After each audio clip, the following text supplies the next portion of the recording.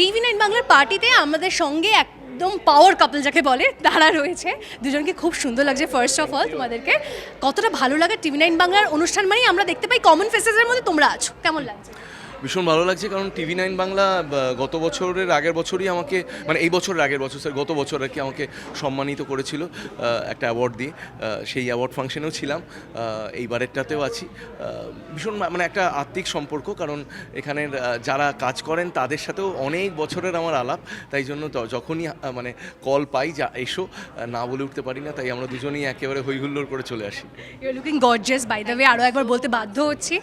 কতটা ভালো লাগে, কতটা এক্সাইটেড আজকের এই পার্টিটা? না, ভীষণ এক্সাইটেড। যখন ইনভিটেশনটা প্রথম এলো তখন থেকেই ডেটটা লেখা ছিল save the date. Already we had already save the date. তো খুব ভালো লাগছে, কারণ এখানে কি হয়, আসার পরে আমাদের তো কাজের সূত্রে আমাদের চেনা বহু পুরনো বন্ধু বান্ধব সবার সাথে দেখা হওয়াটা পসিবল হয় না আজকাল।